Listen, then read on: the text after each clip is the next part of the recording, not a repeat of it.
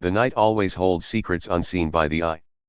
Behind the darkness, there are whispers that not everyone can hear, footsteps that shouldn't exist, and shadows that move on their own in the corner of the room.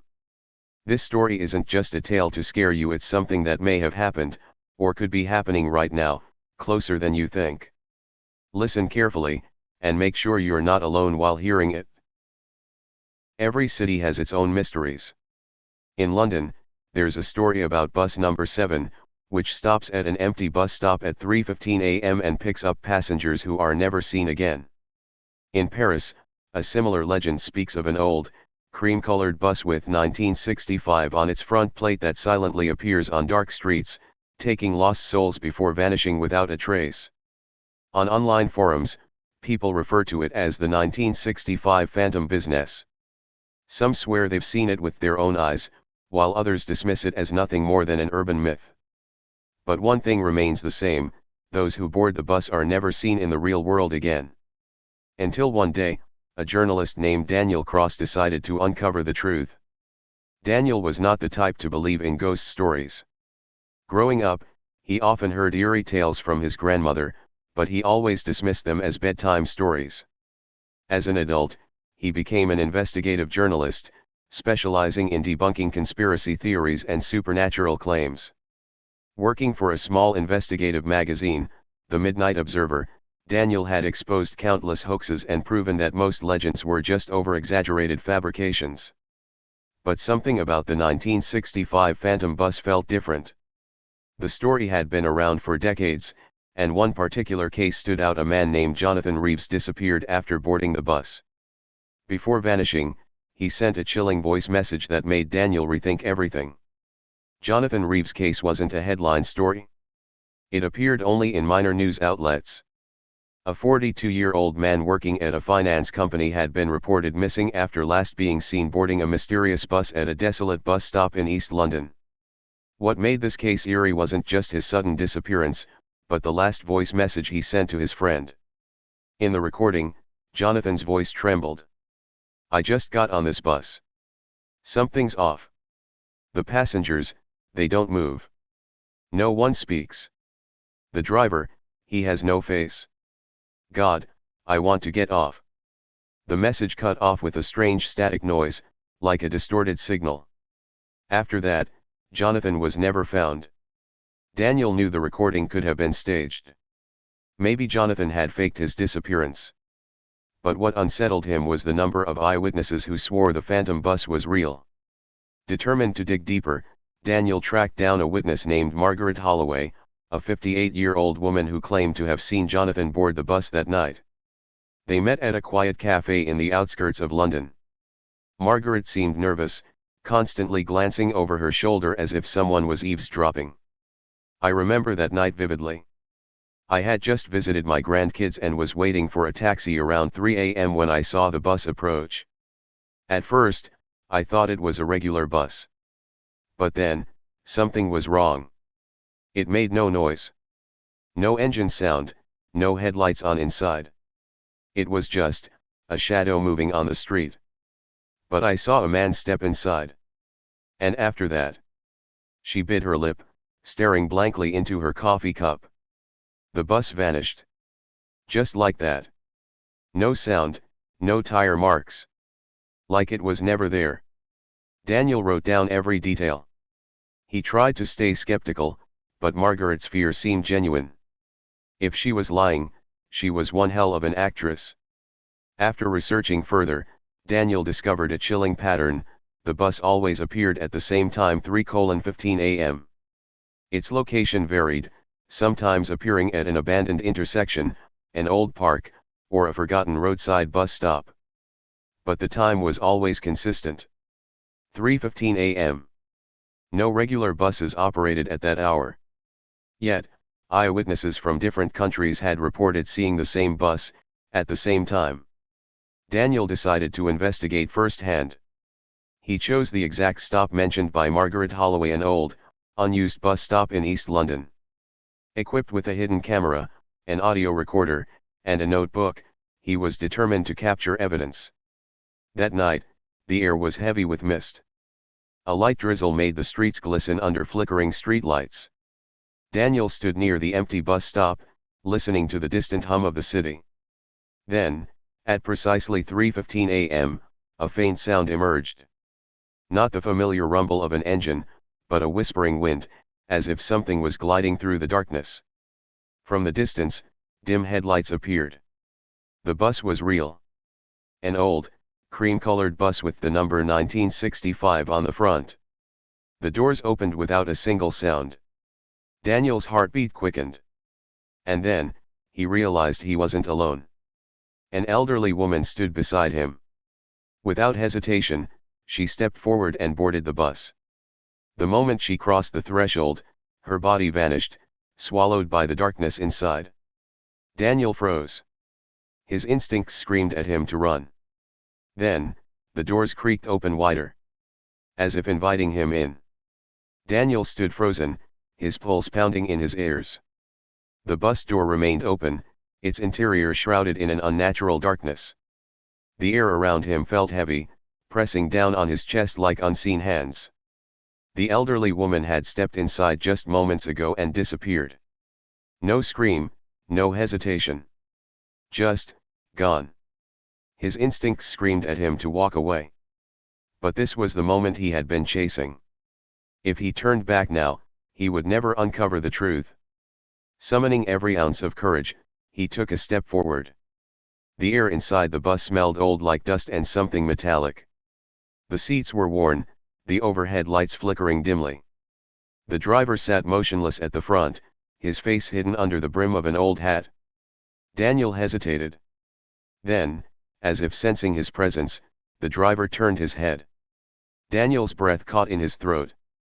The man had no face. Just a smooth, featureless surface where eyes, a nose, and a mouth should have been. A cold wave of fear crashed over him. He took an instinctive step back, his foot just about to touch the pavement outside when suddenly, the doors slammed shut. The bus lurched forward. Daniel was trapped. Heart pounding, Daniel stumbled down the aisle, gripping the metal poles to keep his balance as the bus moved. The passengers sat stiffly in their seats, their bodies unnaturally rigid. None of them acknowledged his presence. A woman in a faded floral dress stared straight ahead, her hands folded neatly on her lap. A man in a dark business suit clutched a briefcase, his knuckles pale. Another passenger, a teenager in a school uniform, sat completely still, eyes wide open but unblinking. Daniel's stomach twisted. None of them were breathing. He reached out hesitantly, touching the shoulder of the man in the business suit. His skin was ice cold. A horrifying thought crawled into Daniel's mind: are they even alive? Before he could process the fear, a voice whispered, just loud enough to make the hairs on his arms stand up. You shouldn't be here. Daniel's head snapped around. The voice had come from the very back of the bus. And for the first time, one of the passengers moved. In the last row of seats, a girl no older than 16 stared directly at Daniel. Unlike the others, her chest rose and fell slightly. She was breathing. She was alive. Her face was pale, her dark eyes filled with something between fear and sorrow. You have to get off before it's too late, she said in a hoarse whisper. Daniel felt a chill run down his spine. What is this bus? Where is it going? The girl didn't answer immediately. Instead, she glanced toward the driver, as if afraid he might hear her. It doesn't go anywhere. It only takes. Once the ride begins, no one leaves. Her words sent ice through Daniel's veins. He gripped the metal pole tighter. How do I get out? The girl hesitated, then leaned in slightly. The next stop. But you have to. Before she could finish, the bus lurched violently, throwing Daniel against the seats. The passengers all shifted with the motion, but none of them reacted. Then, the worst sound filled the air. A deep, guttural laugh. It came from the faceless driver. The laughter faded as the bus picked up speed. Daniel scrambled to his feet and looked outside only to feel his stomach drop. The city was gone. The bus no longer moved through the familiar streets of London. Instead, outside the window was a vast, empty highway, stretching endlessly into darkness. No streetlights. No buildings. No signs of life. Just a road that shouldn't exist. Daniel turned back to the girl, panic creeping into his voice. "Where are we?" Her expression was grim. "Nowhere. We're between places." Daniel felt sweat bead on his forehead. The bus wasn't just taking him away from London, it was taking him somewhere else entirely. And then, the lights inside the bus flickered. For a fraction of a second, the reflections in the windows shifted. The passengers looked different. Their eyes were hollow. Their faces sunken and decayed, as if they had been dead for decades. And for the first time, they moved. Slowly, mechanically, they turned their heads toward Daniel. A low murmur filled the air. It came from everywhere. The passengers, still seated, were whispering in unison. Their voices were soft, yet filled with an unnatural weight. "Stay, stay, stay." Daniel backed away, his heart hammering against his ribs. "What do they want?" he asked the girl. She didn't answer. Her gaze was locked on the driver. Daniel turned just in time to see the faceless man slowly rise from his seat. The whispers grew louder. Daniel's instincts screamed at him to run, but where? The doors were shut. The road outside was nothingness. And then, with a loud, mechanical hiss, the bus began to slow down. The girl grabbed Daniel's arm. "When the doors open, you have to jump." Daniel felt dread coil in his chest. "Jump into what?" She shook her head. "Just don't hesitate. It's your only chance." The bus screeched to a stop. The doors creaked open. And beyond them was pure blackness. It wasn't a city street. It wasn't a road. It wasn't anywhere. Daniel's breath came in ragged gasps. His body screamed at him to stay put. But then, the passengers stood up. And they started walking toward him. Daniel's mind raced. The faceless driver was still standing at the front of the bus, unmoving, his presence casting an overwhelming sense of dread over the entire vehicle. The passengers, with their hollow, decayed faces, were now standing as well, staring at him, slowly moving forward. The girl beside him gripped his arm tightly. "You have to jump. Now." The doors stood open, revealing only endless blackness outside. No road. No pavement. No buildings. Just an abyss. Daniel's breath came in short gasps. His rational mind screamed that this was insane. Jumping into nothing? He could die. But the girl's voice cut through his panic. "If you stay, you'll never leave." The passengers were closer now. Their whispers had grown into a haunting chant. "Stay, stay, stay." Daniel clenched his fists. He had no choice. Taking a deep breath, he leaped into the darkness. For a moment, Daniel felt nothing. No air. No sound. No sensation of falling. Just absolute emptiness. Then, suddenly gravity returned. His body lurched downward, his stomach twisting as he plunged through the darkness. The whispering from the bus still echoed faintly in his ears, growing distant. And then, bang! He hit solid ground. Pain shot through his limbs as he gasped for air, his vision blurring from the impact. Cold pavement. The scent of rain. The hum of distant traffic. Daniel groaned and slowly opened his eyes. He was lying in the middle of an empty street. Daniel pushed himself up, his muscles aching from the fall. The familiar lights of East London flickered around him. Tall buildings loomed in the distance. A lone street lamp buzzed overhead. Had he made it back? For a moment, relief washed over him. But then he noticed something was wrong. The city was too quiet. No cars. No people. No wind. It was as if the world had been frozen. Daniel's chest tightened. He turned in circles, scanning his surroundings. The road stretched into the distance, but there were no signs of life. No sounds except for his own breathing. And then, a soft click echoed behind him. like the sound of a door unlocking. Daniel spun around. A bus stop. Not just any bus stop, the same one from before. His stomach twisted. Had he really escaped? Or had he just ended up back where he started? Then, he saw it. A faint glow in the distance. Headlights. Moving toward him. Daniel's body tensed. It couldn't be. The bus. The same cream-colored bus. No, no, no, no. He stumbled backward, his pulse pounding in his ears. He had jumped. He had gotten out. But it was still coming for him. The bus approached silently, gliding across the pavement without making a single sound. The doors hissed open. And for the first time, the faceless driver stepped out. Daniel's breath hitched. Up close, the driver was even more unnatural. His head was smooth, like polished porcelain. No eyes, no mouth, just a blank surface where a human face should be. But then, he spoke. A voice too deep, too distorted, too wrong. You are not supposed to leave. Daniel staggered back, his entire body trembling. What do you want from me? The driver tilted his head slightly. A passenger. The word sent ice through Daniel's veins. The bus must always take someone. Daniel's heart pounded. He had escaped, but only because he had replaced himself with someone else. The girl.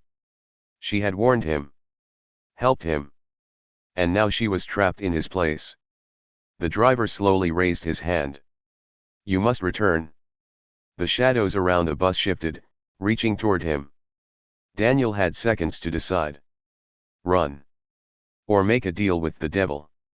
Daniel's body was frozen with fear. The faceless driver stood before him, towering in the dim glow of the street lamp. The words still echoed in his ears. You must return. The bus behind the driver loomed like a waiting mouth, its open doors leading into something far worse than death. Daniel swallowed hard. His chest felt tight, his breath uneven.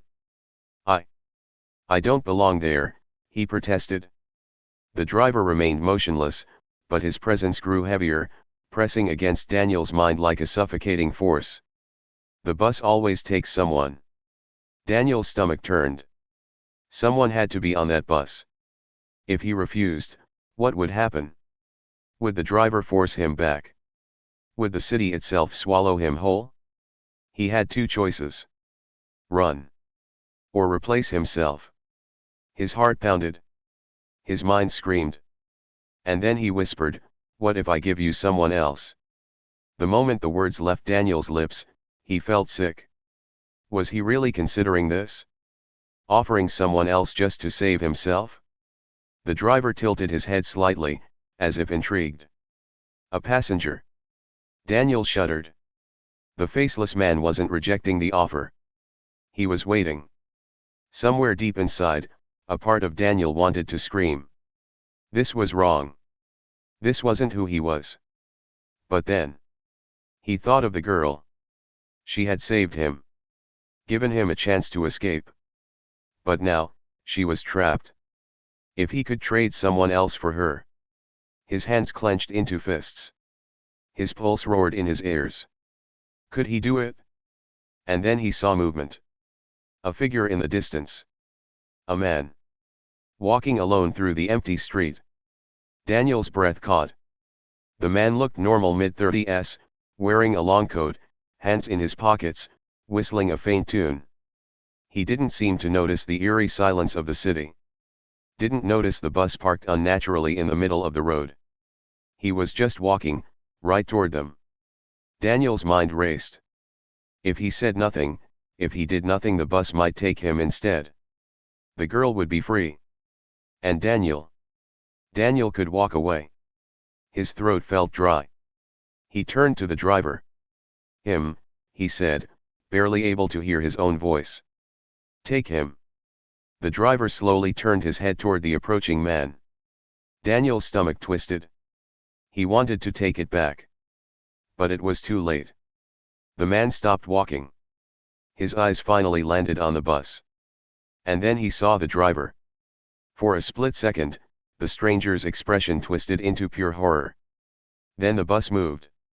Not the vehicle itself but the shadows inside it. Like hands, like tendrils, they reached out. The man barely had time to react. His mouth opened, a sharp breath escaping before the darkness wrapped around him. His scream was cut short. In the blink of an eye, he was dragged inside. The door slammed shut. Daniel staggered backward, his entire body trembling. He had done it. But he felt no relief. Only nausea. The driver turned back to him. "A passenger has been taken." Daniel swallowed hard. His skin felt cold, his hands clammy. "You may go." The bus engine rumbled to life. The headlights flickered. And then it pulled away, vanishing into the darkness like it had never been there at all. Daniel stood in the middle of the street, staring at the empty space where the bus had been. His legs felt weak. His body numb. The silence of the city returned. But something was different. A deep, gut-wrenching feeling clawed at his insides. He had saved himself. But at what cost? Somewhere, deep in the pit of his stomach, he knew. It wasn't over. The bus would return. And next time, it might come for him again. Daniel barely made it home that night. His body felt drained, his head pounding with exhaustion. But sleep didn't bring rest, it brought something worse. The moment he closed his eyes, he was back on the bus. The air was thick with the scent of rust and decay. The passengers were there watching him, their hollow eyes boring into his soul. And in the front, the driver stood waiting. A debt must be paid. Daniel jolted awake, gasping for air. His sheets were damp with sweat, his hands trembling. His clock read 3:07 a.m. He exhaled sharply. It was just a dream. But deep inside, he knew that was a lie. The next morning, Daniel avoided his own reflection as he got ready. His face was pale, his eyes sunken. He barely recognized himself. But then, something on the morning news made his blood run cold. A local man, Matthew Collins, was reported missing last night. Witnesses say he was last seen walking along Eastbourne Road before vanishing without a trace. Daniel's breath caught in his throat. Matthew Collins. The man he had given to the bus. A picture of him flashed on the screen. Same face. Same coat. Same last moments. The news anchor continued, "Police are baffled. No signs of struggle. No CCTV footage beyond a certain point. It's like he just disappeared." Daniel's stomach twisted. He turned off the TV. He wanted to tell himself this wasn't his fault. But the truth was he knew exactly what had happened. That night, Daniel sat alone in his apartment, paranoid and restless. Then a knock at his door. He froze. His heart pounded in his chest. No one ever visited this late. Slowly, he approached. His fingers trembled as he reached for the handle. When he opened it, she was there. The girl from the bus. The one who had saved him. Her blue eyes were sharp, her expression tense. "Let me in." Daniel hesitated, his mind racing. He had no reason to trust her. But he owed her his life. He stepped aside. She walked in, closing the door behind her. Then, she turned to him and said the words that made his blood run cold. "The bus isn't finished with you." Daniel swallowed hard. "What do you mean?" The girl, who finally introduced herself as Eleanor, took a deep breath. "The bus doesn't just take people. It marks them." Daniel frowned. "Marks them for what?" Eleanor's jaw clenched. "You've made a deal. That means it will come back for you sooner or later." Daniel felt a chill creep up his spine. "But I gave it someone else. I thought that was enough." Eleanor shook her head. "You don't understand. The bus is ancient. It follows rules, its own rules. Every time you escape, every time you make a deal, it only buys you time. But eventually..." She hesitated. "It always comes back to collect." Daniel's hands balled into fists. So what do I do? Eleanor met his gaze, her expression dark. We find a way to stop it? Daniel felt like the walls were closing in. His deal had only delayed the inevitable. But before he could process what Eleanor had said, she pulled out a folded newspaper clipping and handed it to him. The headline made his blood turn to ice. Mysterious disappearances linked to Phantom Bus, a 60-year mystery. Daniel scanned the article, his hands shaking. Since 1965, sporadic reports of a ghostly bus appearing in different cities have surfaced. Each sighting is followed by an unexplained disappearance. Authorities dismiss these claims as urban legends, but some survivors have described eerie similarities: the bus, the faceless driver, and passengers that are not human. Daniel's breath hitched.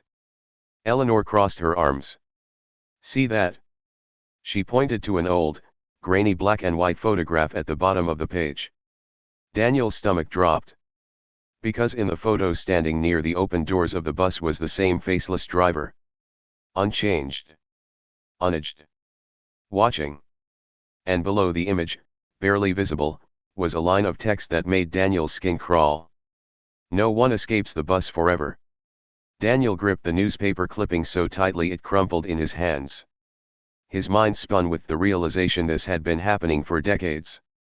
How do you know all this? He asked, his voice barely above a whisper. Eleanor hesitated, her fingers twitching as if she was debating whether to tell him the truth.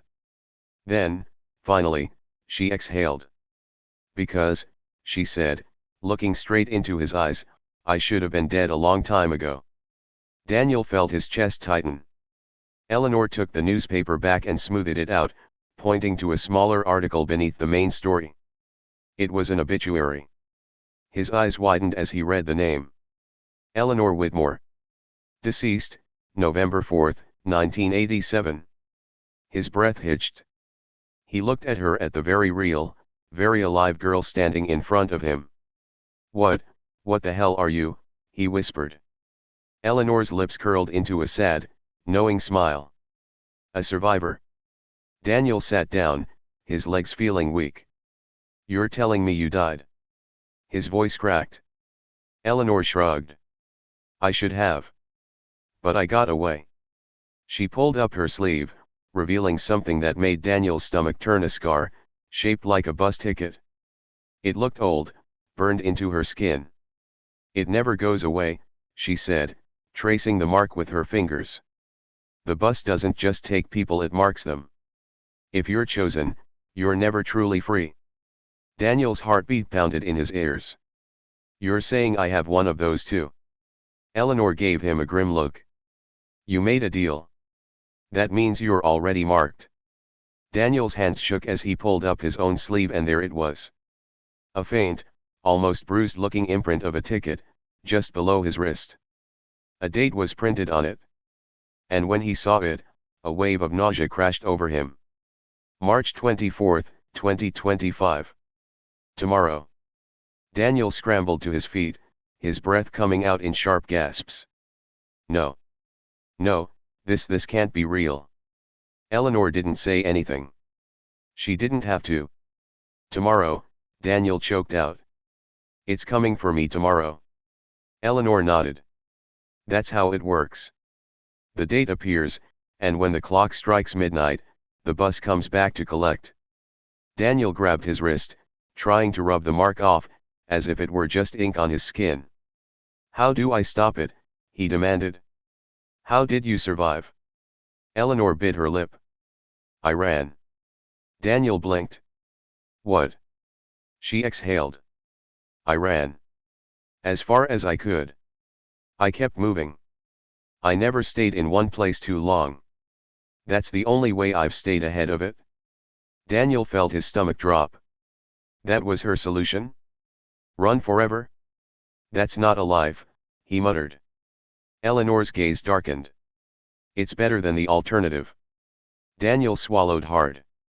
His mind raced with options, but none of them seemed real. None of them seemed possible. Then Eleanor said something that made his blood freeze. There might be one other way. Daniel stared at her. What do you mean? Eleanor hesitated. I've only heard rumors. People who tried something different. A way to break the curse. Daniel leaned in. How? Eleanor took a deep breath. You have to find the first passenger. The one who started this. Daniel frowned. What? What does that even mean? Eleanor shook her head. The bus didn't always exist. It started somewhere, with someone. And if you can find that person, if you can end their story, maybe, just maybe, you can end the bus. Daniel swallowed hard. It sounded insane. But at this point, what choice did he have? So where do we start? He asked. Eleanor looked down at the newspaper, then back up at him. 1965, the first recorded disappearance. That's where we start. The room fell into silence. The only sound was the faint ticking of the clock on the wall. 11:56 p.m. Daniel's chest tightened. 4 minutes until midnight. He and Eleanor locked eyes. If we're doing this, she said, we have to leave. Now. Daniel didn't hesitate. He grabbed his jacket, shoved his phone into his pocket, and followed Eleanor to the door. But just as she reached for the handle, a slow, heavy knock echoed through the apartment. Daniel's breath caught in his throat. 3 knocks. Deep. Hollow. Then, a familiar voice drifted through the door. A passenger must board. Daniel's entire body went cold. The bus had arrived. The room fell into a suffocating silence. Daniel and Eleanor stood frozen. 3 knocks. Then a voice from behind the door. A passenger must board. Daniel's throat tightened. The voice was deep, slow, almost mechanical. Not human. Eleanor grabbed his wrist and whispered urgently, do not open that door. Daniel swallowed hard and nodded. His fingers twitched at his side, every muscle in his body screaming at him to run. Another knock. This time, louder. Bang. Bang. Bang. Eleanor reached into her pocket and pulled out a small packet of salt, tearing it open with her teeth. In one swift motion, she threw it at the door. The moment the salt hit the wood. Silence. The knocking stopped. Daniel held his breath. The air in the room felt heavy, charged with something unseen. Then footsteps. Slow. Dragging. The sound moved away from the door. And just like that, it was gone. Eleanor exhaled sharply. That won't hold it off for long. We need to move. Now. They ran. Out of the apartment, down the stairs, into the cold night air. Daniel's breath came in ragged gasps. His heart felt like it was going to burst out of his chest. Eleanor led the way, navigating the dark, empty streets like she had done this before. Where are we going? Daniel panted. Eleanor didn't look back. Somewhere public. The bus doesn't like crowds. Daniel felt a flicker of hope. Maybe they could outrun this. Then the street lights flickered. A gust of cold wind blew past them, carrying the unmistakable stench of rust and gasoline. Daniel skidded to a stop. His blood ran cold. At the far end of the street it was there. The bus. Its headlights flared to life, blinding white against the darkness. The doors creaked open, revealing the dark, endless interior. And standing in the doorway. The driver. Faceless. Still. Waiting. Eleanor grabbed Daniel's arm and yanked him backward. Run. Daniel didn't need to be told twice. They bolted into an alleyway, weaving through tight turns, trying to lose it. Daniel's lungs burned, his legs felt like lead. But he kept running. Then a shadow moved in front of them. Daniel barely had time to react before Eleanor shoved him back. No. A man stood at the alley's exit. Or at least something that looked like a man. His body was off. His movements were stiff, unnatural. His skin was waxy, his face eerily expressionless. Then, he tilted his head. Crack. His neck bent at an impossible angle, like a puppet with its strings cut. And then he smiled. Daniel's stomach twisted. What the hell is that? Eleanor gritted her teeth. The bus doesn't just take people. It replaces them. The thing that used to be a man took a step forward. Eleanor pulled a rusty switchblade from her pocket. I hope you know how to fight. The thing lunged. Eleanor reacted instantly, slashing at it with the knife. The blade sank into its flesh, but there was no blood. Instead, the wound gaped open like rotting fabric. The creature barely reacted. Its twisted smile stayed frozen in place. Daniel stumbled back. His mind screamed at him to run, but his body wouldn't move. Then a whisper in his ear. A passenger must board. Daniel whirled around. The bus was right behind him. The doors had opened, and he could feel something pulling him forward. An invisible force. A pressure in his chest. A dark silhouette moved inside the bus. Daniel's breath hitched. It was Matthew Collins. The man he had sacrificed. His eyes were hollow, lifeless, his mouth moving but no words came out. Daniel felt his body being dragged forward, step by step. Then Eleanor grabbed him. Stay with me, she shouted. Daniel fought against the pull. His vision blurred. The world around him twisted. And then he broke free. He collapsed to the ground, gasping for air. The bus slammed its doors shut. And just like that it vanished. Daniel lay on the pavement, his entire body shaking. Eleanor crouched beside him. It let you go. Daniel blinked up at her, his chest still heaving. Why? Eleanor hesitated. Then, she pulled out the newspaper clipping again. The bus doesn't just take at random, she murmured. There's a pattern. Daniel sat up, rubbing his temples. What kind of pattern? Eleanor pointed to the very first recorded case in 1965. The first passenger, she whispered. If we find out who they were, maybe we can stop this. Maybe we can break the cycle. Daniel stared at the yellowed paper. The name of the first victim was faded, almost unreadable. Almost. Daniel squinted. And then his blood ran cold. Because the name wasn't just familiar. It was his. Daniel Carter. Daniel stared at the newspaper, his hands trembling. His name. Printed in black ink. Daniel Carter, missing, presumed dead, November 13, 1965, ... His mouth went dry. This has to be a mistake, he stammered. It's someone else with the same name. It has to be. Eleanor didn't say anything. She just stared at him. Something in her eyes sent a chill down his spine. You don't remember, do you? She murmured. Daniel shook his head furiously.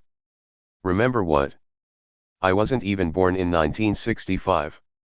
Eleanor exhaled slowly, as if choosing her next words carefully. Daniel, the bus doesn't take people in a straight line. It moves through time. Daniel felt like the ground had been ripped out from under him.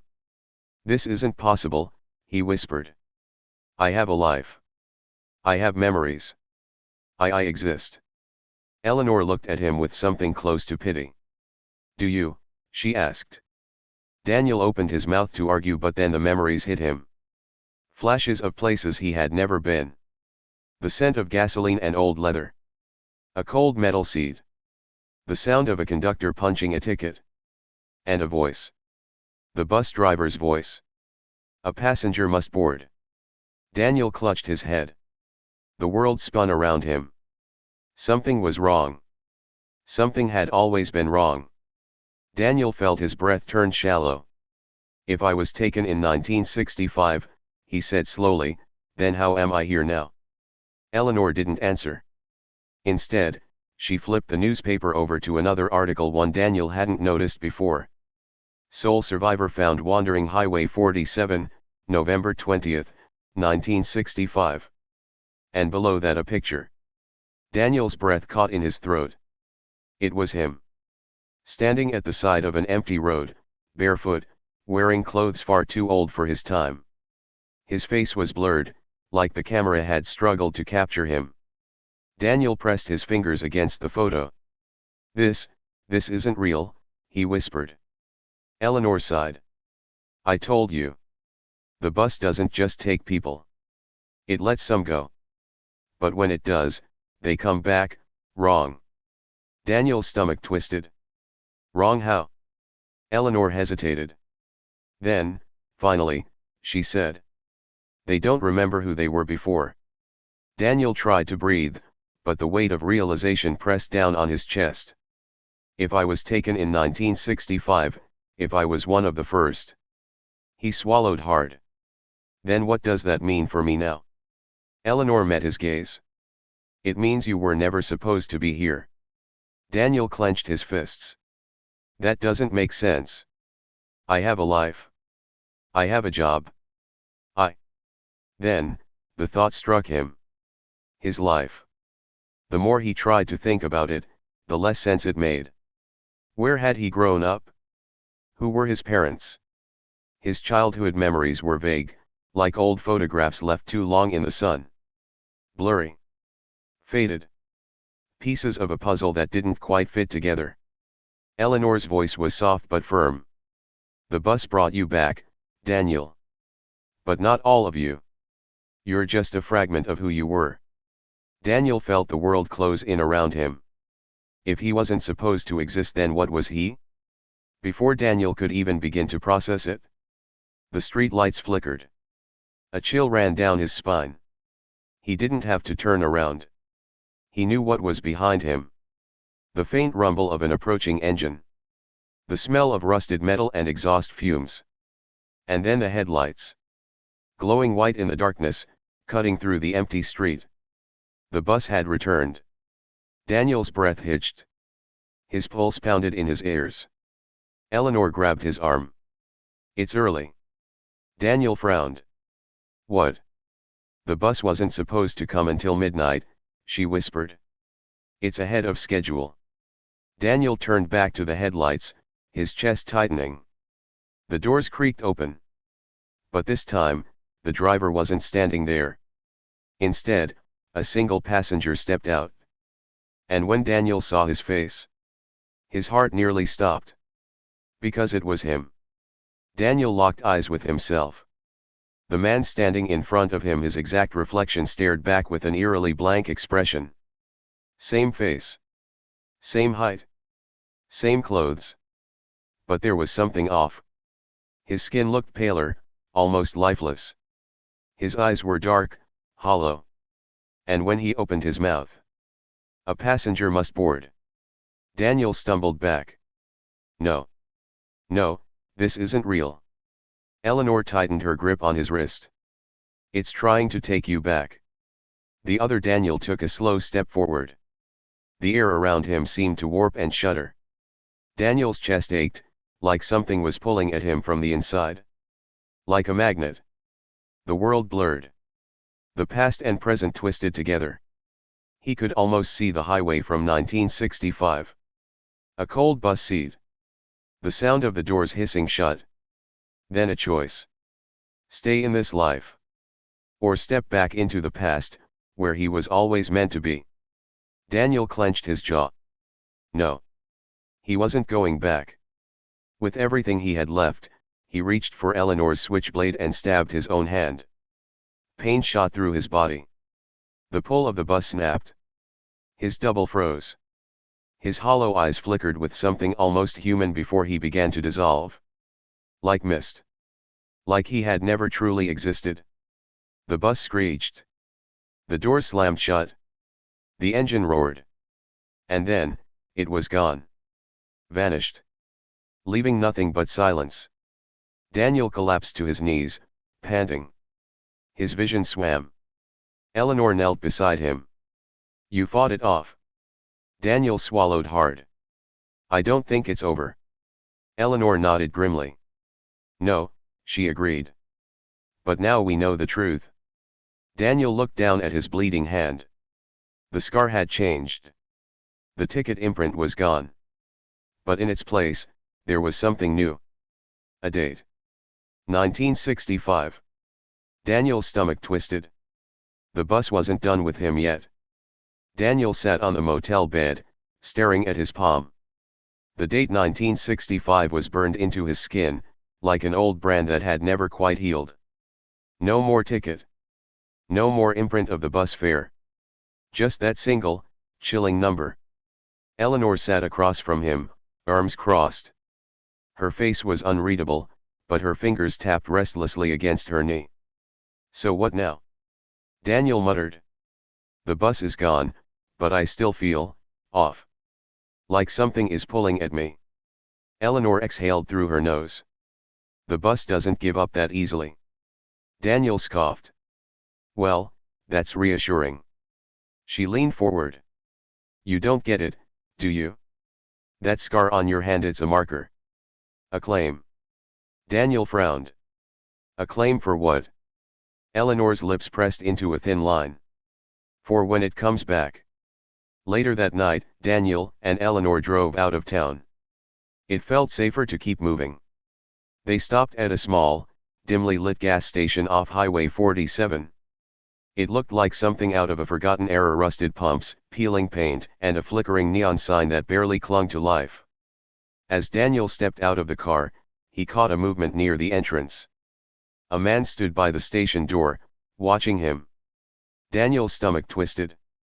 There was something wrong about the way the man stood, unnaturally still, like a mannequin waiting to be arranged. His clothes were outdated. A gray suit, a fedora tilted slightly over his face. But it was his eyes that made Daniel's breath catch. They were black. Not dark. Black. Like twin voids swallowing the dim station lights. Daniel turned to Eleanor, but she had already noticed him too. Get back in the car, she whispered. The man tilted his head. And then he stepped toward them. The man's footsteps made no sound on the pavement. As he got closer, Daniel could feel a cold pressure in the air, like the moment before a storm. Then, the man spoke. But his lips didn't move. You were supposed to leave. The voice wasn't human. It echoed from everywhere and nowhere. It was hollow, like wind rushing through an empty tunnel. Daniel's pulse hammered. His first instinct was to run, but something about the man's presence rooted him in place. Eleanor reached into her jacket, gripping her switchblade. Back off, she said through gritted teeth. The man's head jerked slightly, like a puppet adjusting its strings. You are delaying the inevitable. Daniel clenched his fists. What do you mean? For the first time, the man smiled. It was a terrible thing. Too wide. Too empty. You were always meant to return. Daniel felt the scar on his palm burn. He gasped, clutching his hand. The world around him wavered just for a second. Like something was trying to pull him away. Then a car horn blared. The moment shattered. The gas station lights flickered, and suddenly the man was gone. Vanished. As if he had never been there at all. Daniel and Eleanor didn't waste another second. They got in the car and sped away, the gas station disappearing in the rearview mirror.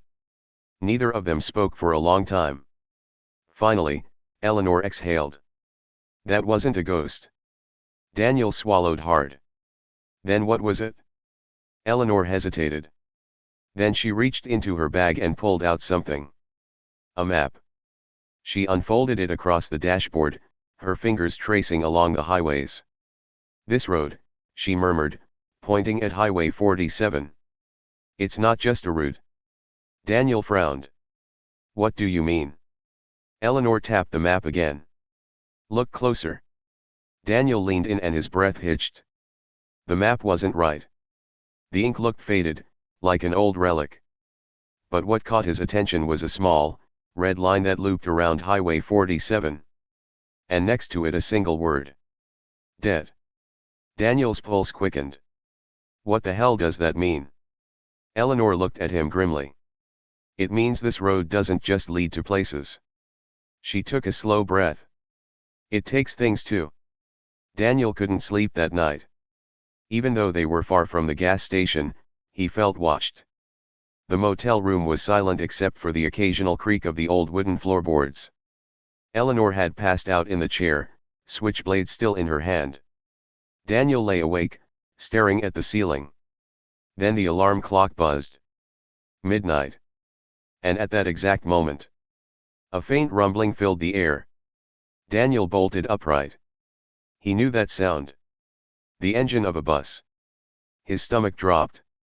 Slowly, he got out of bed and walked toward the window. The street outside was empty. But then, his breath hitched. Because on the motel's cracked mirror something had appeared. Written in fog. 3 words. A passenger must board. Daniel's body froze. The words on the mirror dripped with condensation, fading as if an unseen hand had just finished writing them. A passenger must board. Outside, the distant rumble of the bus engine grew louder. Daniel turned to Eleanor, his voice barely a whisper. "Wake up." Eleanor stirred, eyes heavy with exhaustion. "What is it?" Daniel pointed at the mirror. Eleanor's expression darkened instantly. She stood up, gripping her switchblade. "It found us." The floor beneath them shuddered. The air grew thick, pressing against their skin. Then a long, eerie hiss filled the room. Like the sound of air brakes releasing. And outside, in the middle of the empty street, the bus had returned. Daniel's breath caught in his throat. The ghostly bus from 1965 idled in front of the motel, its headlights flickering weakly. The fogged-up windows revealed dark silhouettes inside, passengers who shouldn't exist. But it was the driver who made Daniel's blood run cold.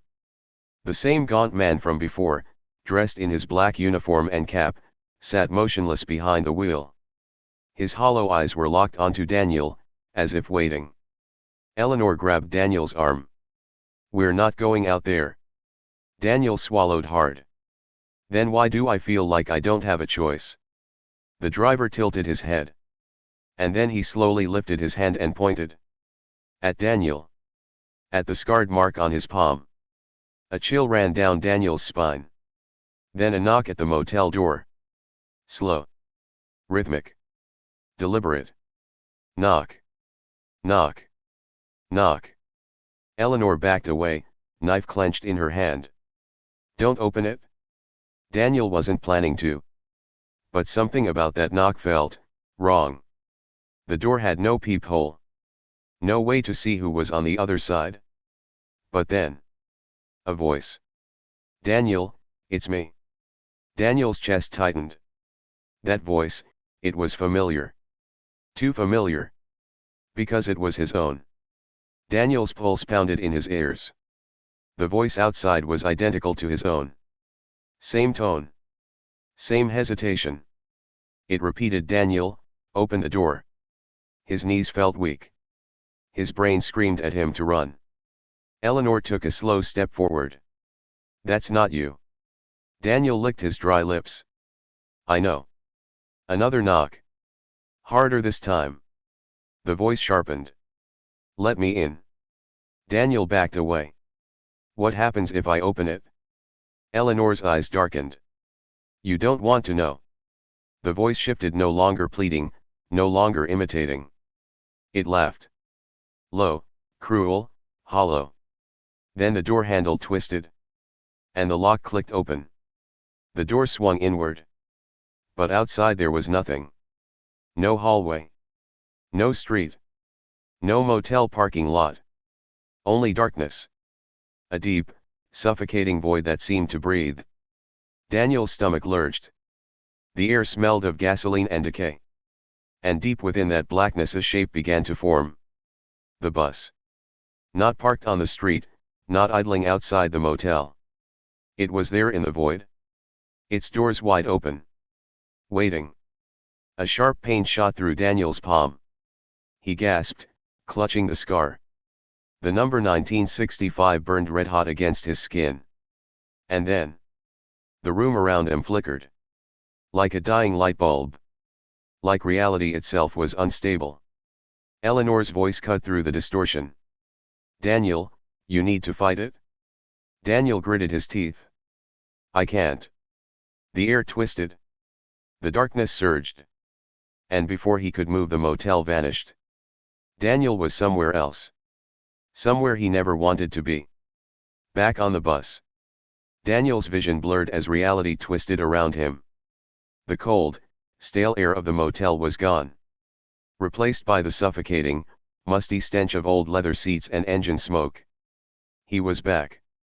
The dim overhead lights of the bus flickered weakly. Rows of empty seats stretched before him, yet he could feel something watching. He gripped the armrest beside him, his breathing uneven. No. No, no, no. But it was real. The ghostly bus of 1965 had taken him again. And this time, he wasn't sure if he could escape. Daniel turned his head, heart hammering against his ribs. The seats were no longer empty. Shadowed figures sat in silence, facing forward. Their bodies unnaturally still, their heads tilted slightly toward the dim yellow lights. Daniel swallowed hard. The last time he had been here, he had barely glimpsed them. Now, he was one of them. A cold shiver crawled up his spine. He tried to move but his body wouldn't respond. His arms were stiff, his legs frozen in place. Like he was slowly turning into one of them. A dull whisper echoed in his head. A passenger must board. Something shifted at the back of the bus. Daniel forced himself to look. A woman sat alone in the last row. Unlike the others, she wasn't completely still. Her hands clutched a small red purse, her knuckles white from the grip. Her head was lowered, her dark hair falling over her face. Daniel's breath hitched. She looked alive. The only one who did. He tried to speak, but his lips wouldn't move. Then she lifted her head. Daniel's stomach twisted. Her face was pale and sunken, her eyes wide and terrified. Tears streaked her cheeks. She opened her mouth but no sound came out. Only a faint, choked wheeze. Her lips moved, forming silent words. "Help me." Daniel's entire body tensed. The scar on his palm burned hotter than ever. A searing pain shot through his veins, as if the bus itself was trying to bind him here forever. He clenched his fists, gritting his teeth.